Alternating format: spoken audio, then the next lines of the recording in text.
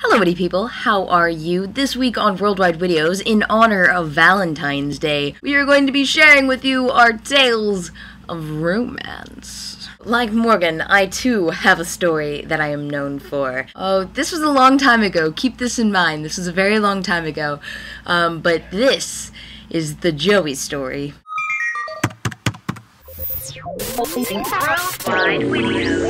I went to grade school with this kid named Joey, and we were best friends. We'd pass notes in class, we were all slick about it and everything. And then in 5th grade, he left schools, he transferred schools. Then years passed. I went to this football game with a couple of my friends freshman year, and guess who I ran into? None other than Joey. He had grown up, he had facial hair. It was very strange for me. But we ended up talking and hanging out, and then he started flirting with me, and I was like, oh, okay. And of course, after the football game, there's these things called mixers. Oh, they're so scandalous. No, it's a bunch of freshmen and sophomores who just awkwardly dance in the gym or something after a football game. It's really dumb. It's really dumb. But we decided to go. And seeing as how I was super socially awkward and just a weird kid in general, what we did is we ended up just going off to the side and talked. It was lovely. But high schoolers have this thing that they do where they like to be nosy and they like to make sure that their friends have a person of interest. So my friends kept coming over and ooh, Hannah's hanging out with a boy. Oh, this is so scandalous. Oh my gosh, why aren't you guys dating yet? Oh. And then his friends started coming over and be like, oh, Joey, you have a girlfriend? Oh, who is she? Oh, hi, how are you? Oh, hey, whoa. So after the 3rd time of our friends coming over and doing this to us, I turned to him and I just go, do you have something to ask me? Smooth mother hugger right here. And he just goes, oh, yeah, actually, I was wondering if you would like to be my girlfriend. And I was like, yeah.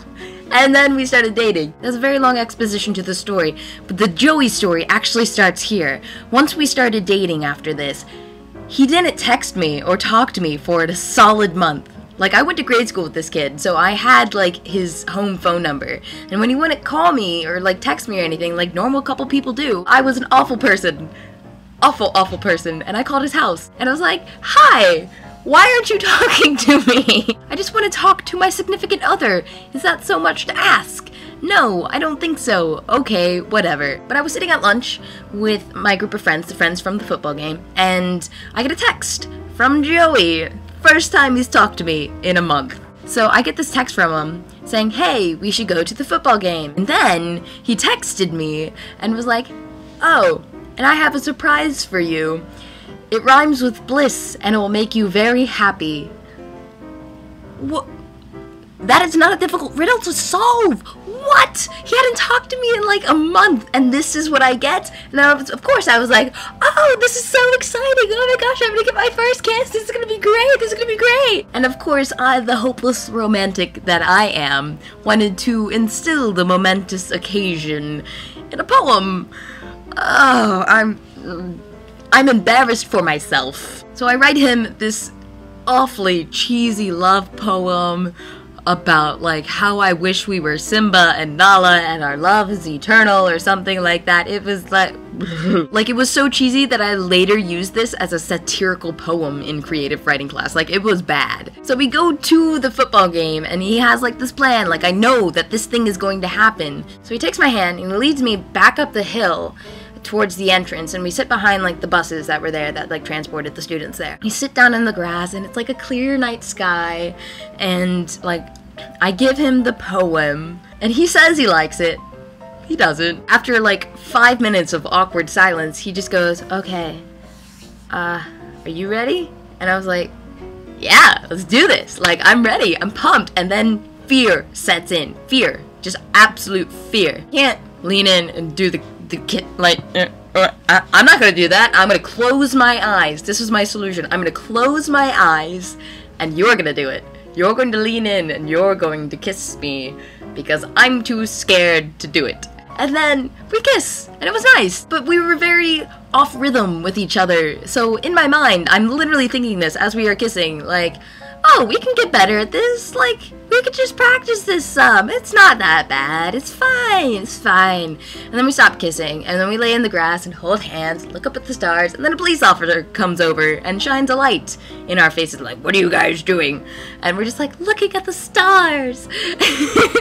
Well, you could do that at home. Get back down to the game. We're like, okay. So we start heading back towards like the stadium area, and I'm leading him. Like, I'm in front of him, and he pulls on my purse that I'm wearing. It's like a backpack purse, and he pulls on my purse and just goes, hey, so I don't think this is gonna work out.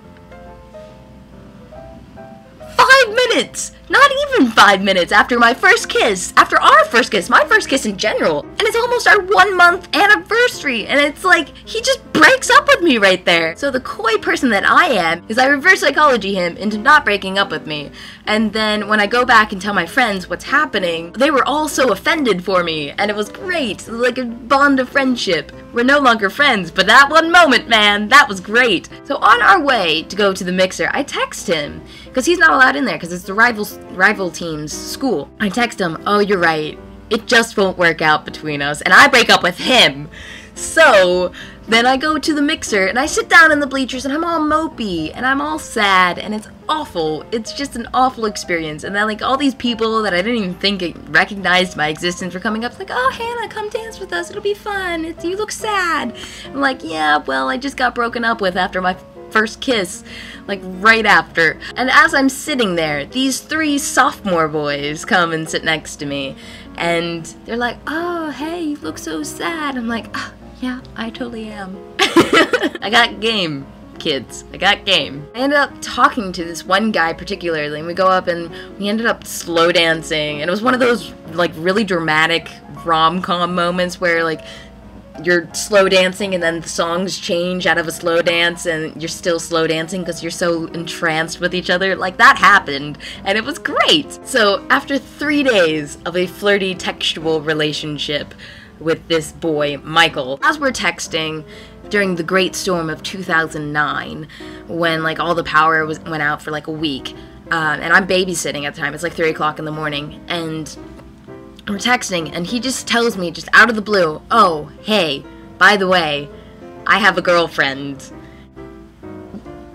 And so Michael was a complete asshole, and then I go back to school on Monday with 2 new life experiences underneath my belt.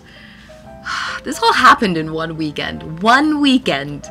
Like 3 days, this all happened. Yeah. A happy Valentine's Day. Alright, bye! Don't trust your childhood friends who stop talking to you and then suddenly want to get in a relationship.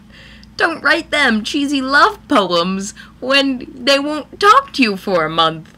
And don't trust boys at mixers. Just don't do it.